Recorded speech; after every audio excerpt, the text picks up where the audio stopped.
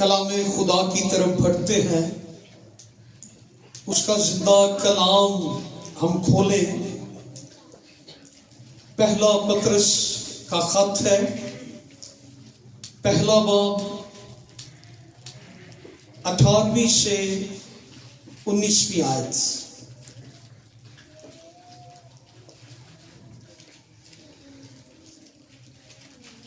پہلا پطرس کا خط، پہلا باب اور 18ویں سے 19ویں آیت ہے۔ لکھا ہے، کیونکہ تم جانتے ہو کہ تمہارا نکما چال چلن جو باپ دادا سے چلا آتا تھا، اس سے تمہاری خلاصی فانی چیزوں یعنی سونے چاندی کے ذریعے سے نہیں ہوئی، بلکہ ایک بے عیب اور بے داغ برے یعنی مسیح کے بیش قیمت خون سے۔ اس کا علم تو بنا عالم سے بیشتر سے تھا، مگر ظہور اخیر زمانہ میں تمہاری خاطر ہوا کہ اس کے وسیلہ سے خدا پر ایمان لائے ہو۔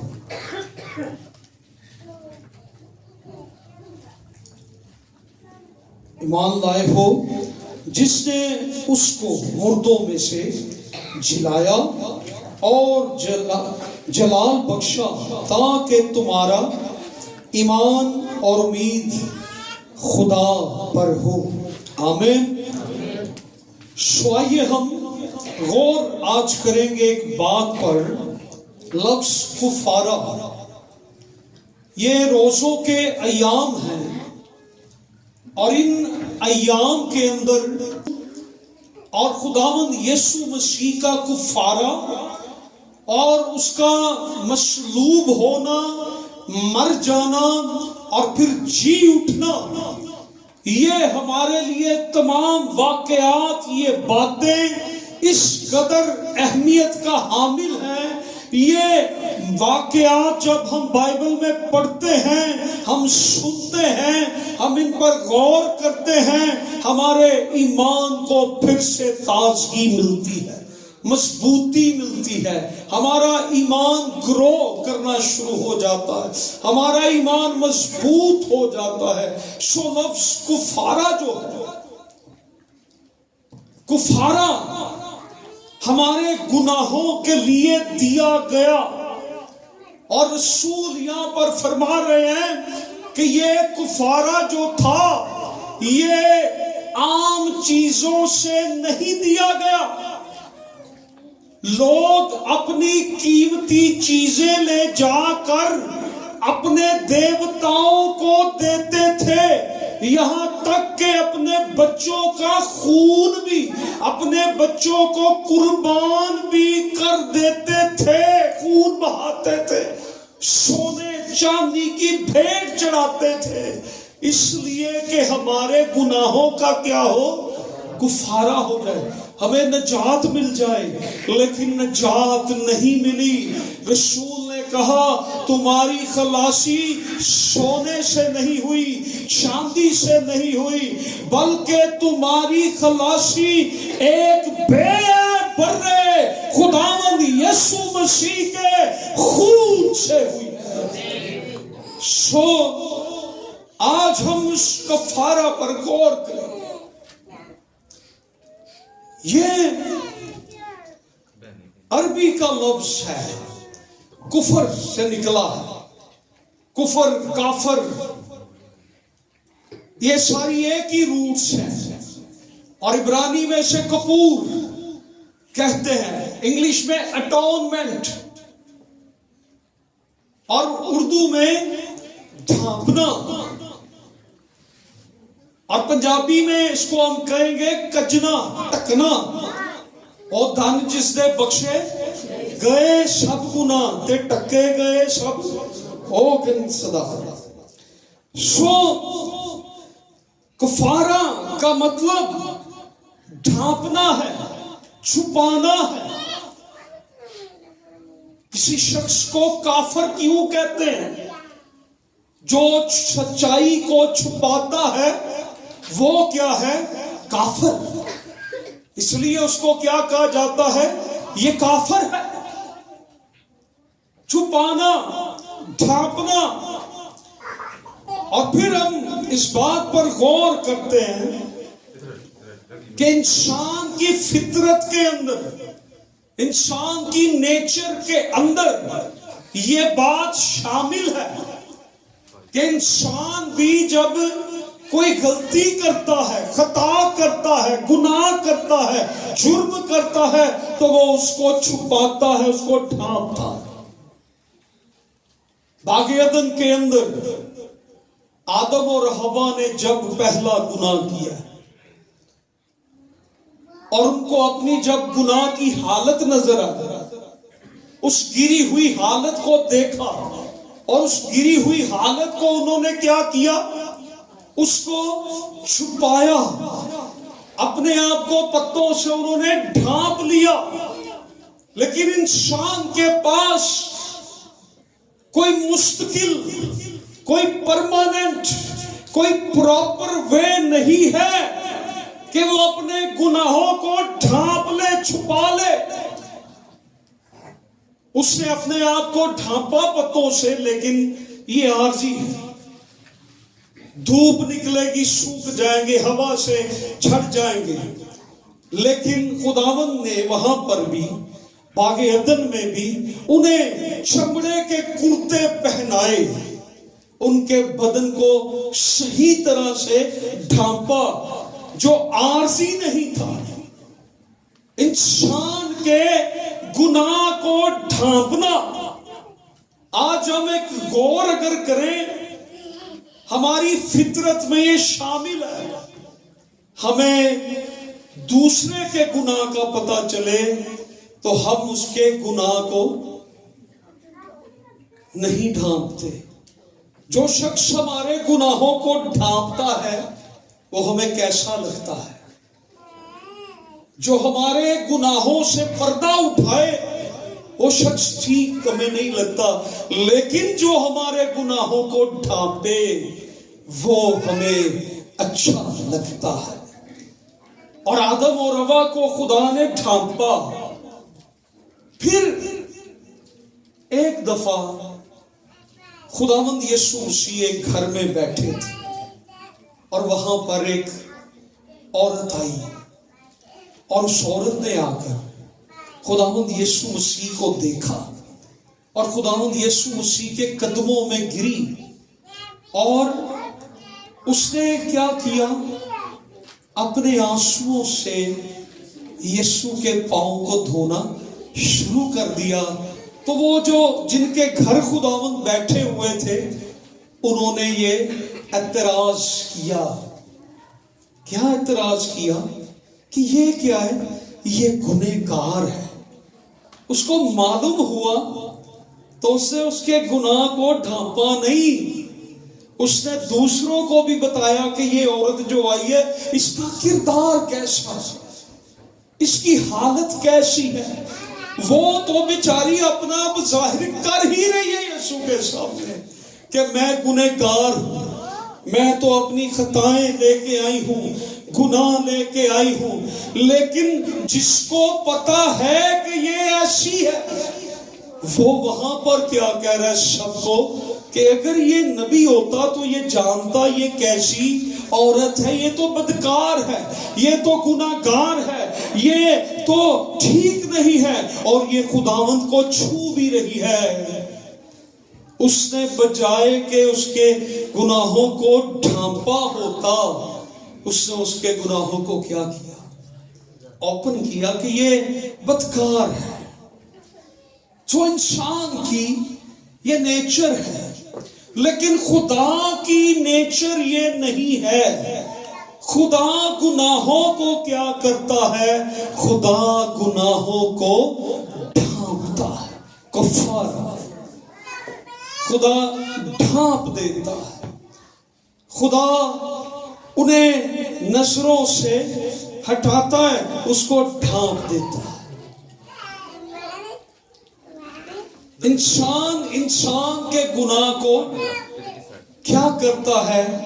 پردے اٹھاتا ہے، لیکن خدا انسان کے گناہوں پر پردے ڈھانپتا ہے اس کو، تاکہ اس کی کیا ہو؟ خلاصی ہو جائے، معافی ہو جائے۔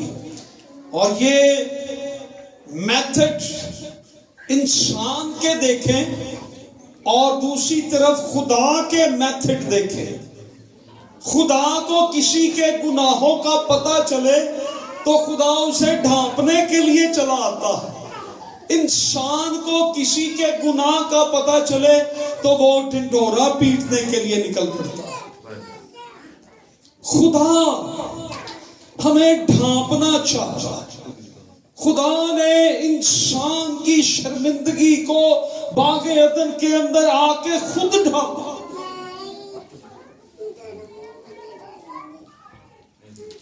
پھر اگر ہم غور کریں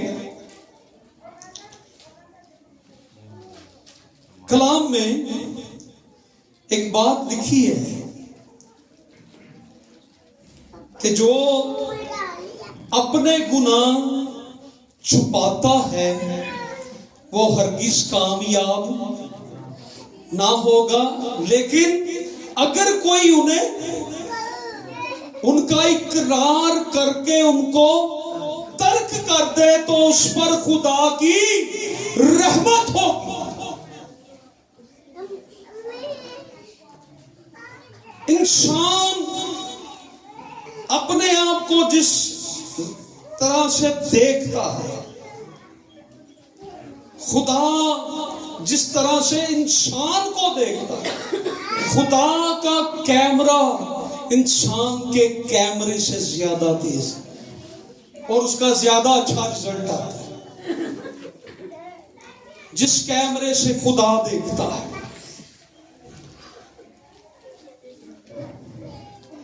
اس لیے خداوند یسوع مسیح نے بھی اس عورت کو وہاں پر کیا کیا تھا؟ اس کے گناہوں کو ڈھانپا تھا۔ انہوں نے کہا کسی نے زیادہ قرض دینا تھا اور ایک نے تھوڑا قرض دینا تھا، جس کے اسے مالک نے دونوں کو معاف کر دیا، تو بتائیں کس کو زیادہ معافی ملی؟ اس نے کہا جس کے زیادہ قرض تھا اس کو زیادہ معافی ملی۔ تو خداوند یسوع مسیح نے کہا کہ یہ بھی زیادہ گنہگار تھی، اس لیے زیادہ معافی مل گئی۔ ہیلیلویا۔ سو ہمارا خدا ہمیں ڈھانپنا چاہتا ہے، خدا ہمیں ہمارے گناہ میں نہیں چھوڑنا چاہتا، خدا ہمیں ہماری گری ہوئی حالت میں نہیں رہنے دینا چاہتا۔ اس لیے یسوع مسیح کو آنا پڑا تاکہ ہمارے لیے کیا کرے؟ کفارہ دے۔ پھر کلام کے اندر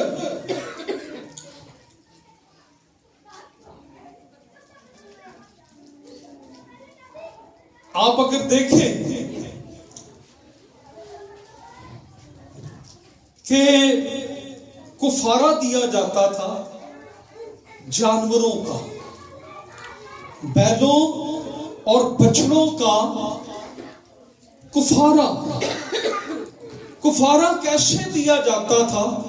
ایک جانور کو لاتے تھے، بیل کو، بچڑے کو، برے کو، بھیڑ کے بچے کو لایا جاتا تھا، اور یہ اپنی مرضی سے چلتا ہوا نہیں آ جاتا تھا، وہ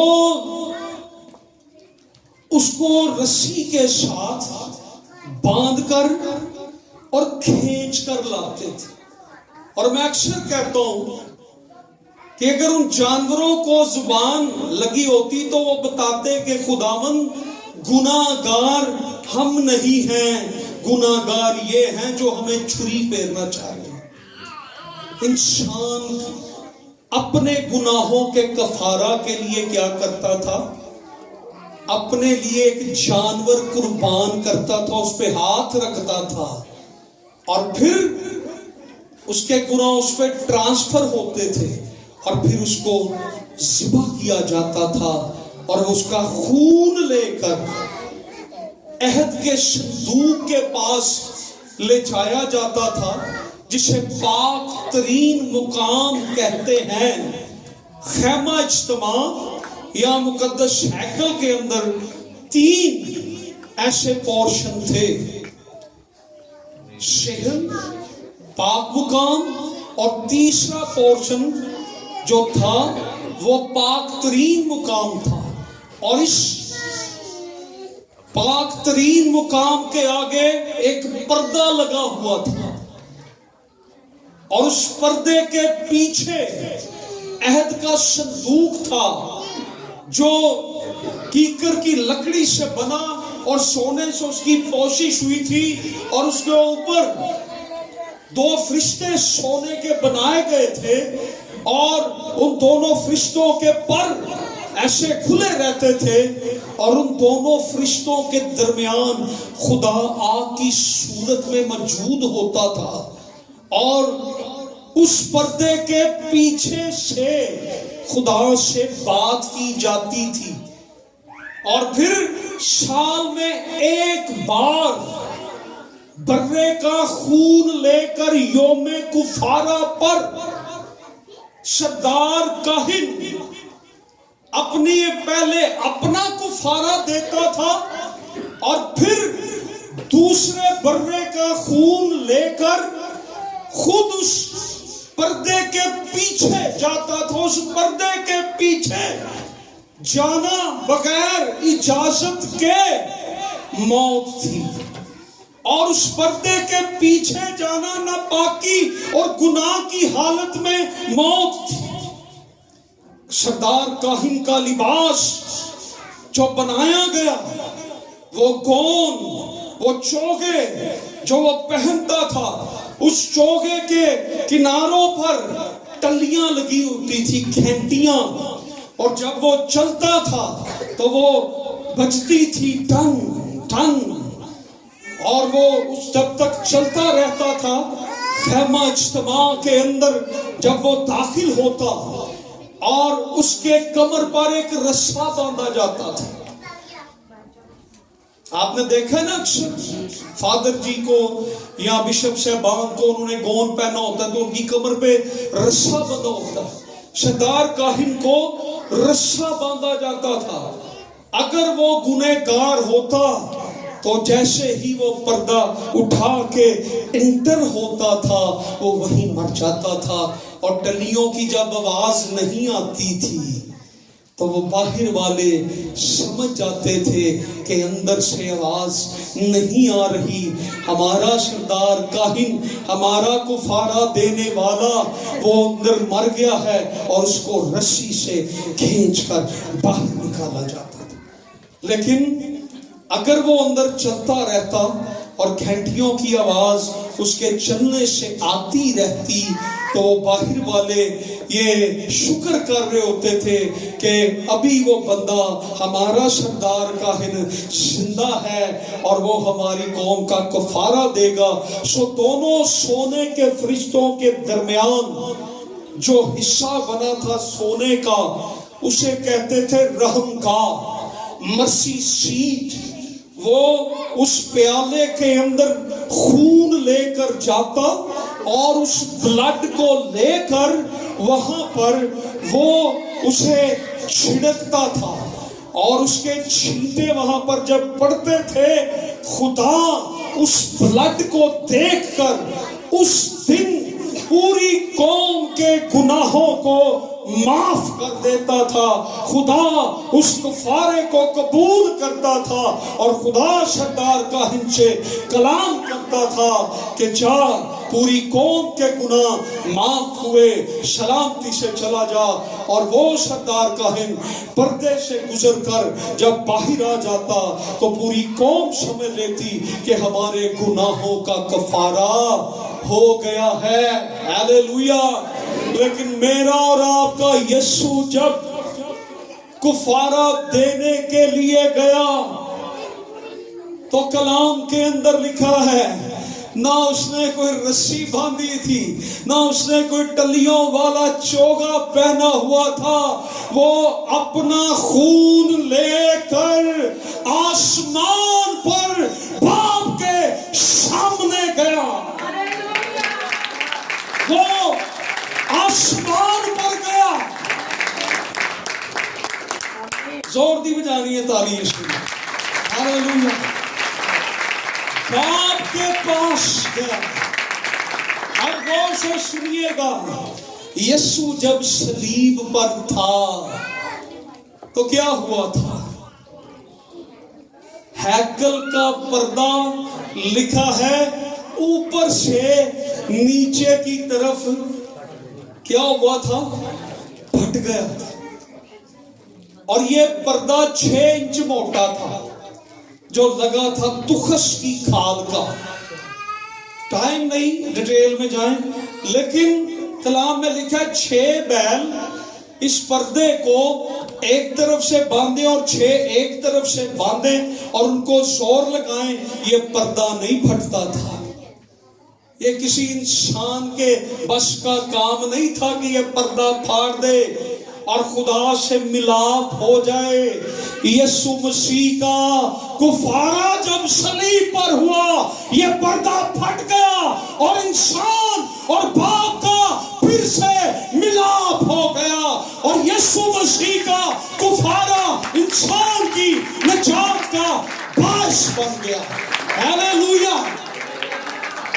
इंसान को हर साल अपना कुफारा देना पड़ता था, यीशु मसीह ने एक ही बार कुफारा देकर हमारी खलासी करा दी। और इस कुफारे के अंदर रसूल बताता है कौन सी चीजें पीछे रह गई। सोना पीछे रह गया, चांदी पीछे रह गई। उसने बताया कि ये कुफारा, ये खून, ये बर्रा जो है, ये खुदा का बर्रा। कुफारे के लिए बर्रा लाया जाता था, बर्रा लाया जाता था। आपको याद है कि खरूज की किताब के अंदर एक वाकया हुआ। खुदा ने कहा कि जिन घरों के ऊपर क्या होगा, बर्रे का खून, उन्हें मौत का फरिश्ता छोड़ देगा। और जिन घरों में अब नहीं है, वहां के पहलौठे क्या होंगे? मर जाए। ना जानवर का पहलौठा बचना है और ना इंसान का पहलौठा बचना है। खुदा ने ये कहा। अब वो बर्रे लाए, उन्होंने ज़िबा किए और उसका ब्लड लेकर उसे वहां पर लगाया। और जिन दरवाजों पर, जिन खिड़कियों पर, जिन चौखटों पर वो बर्रे का खून था, वहां पर मौत का फरिश्ता आया और उससे देखा। ये नहीं कि फरिश्ता उतो आया ही नहीं सी या फरिश्ता नंगिया ही नहीं सी, फरिश्ता चेक करके गया सी। हर घर ने फरमा बरदारी की, हर घर पर बर्रे का खून लगा, उसे देखकर छोड़ा। और वो जब मिस्र में एंटर हुआ तो उसे मिस्रियों के पहलौठों को मार दिया। बर्रा लाया जाता था इंसान के लिए। इंसान,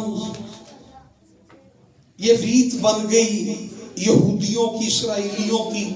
इस रात खुदा ने बर्रे के खून से उन्हें बचाया है وہ ہر سال عید فصح پر برہ لاتے ہیں، اس کو قربان کرتے ہیں اور یہ عید مناتے ہیں، یاد مناتے ہیں۔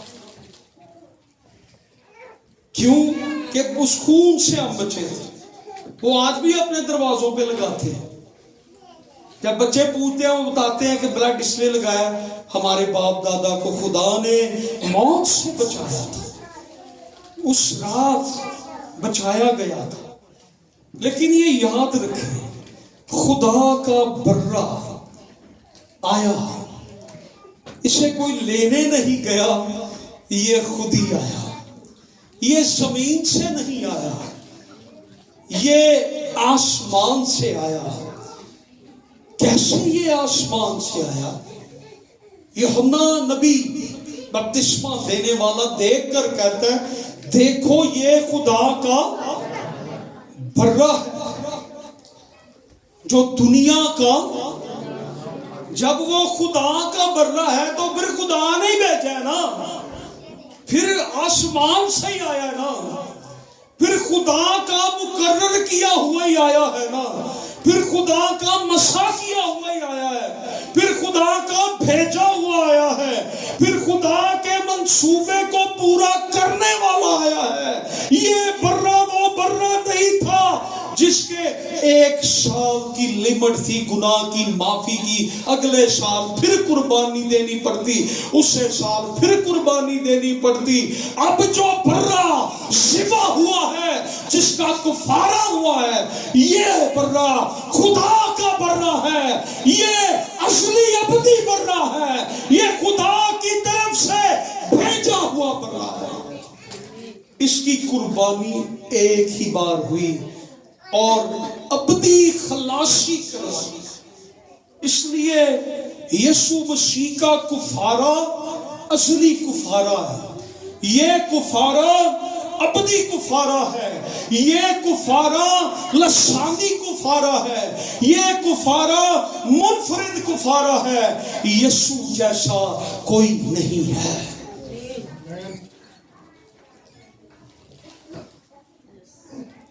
سو بات ہم کر رہے تھے چھپانے کی یا ڈھانپنے کی۔ اماد کی کتاب میں ایک کپل ہے، حننیہ اور سفیرہ، انہوں نے بھی کچھ کیا، تو کیا انہوں نے آ کے کچھ چھپا لیا، کچھ خدا کے گھر لے آئے، تو وہاں پر خدا نے انہیں کیا کیا؟ سزا دی۔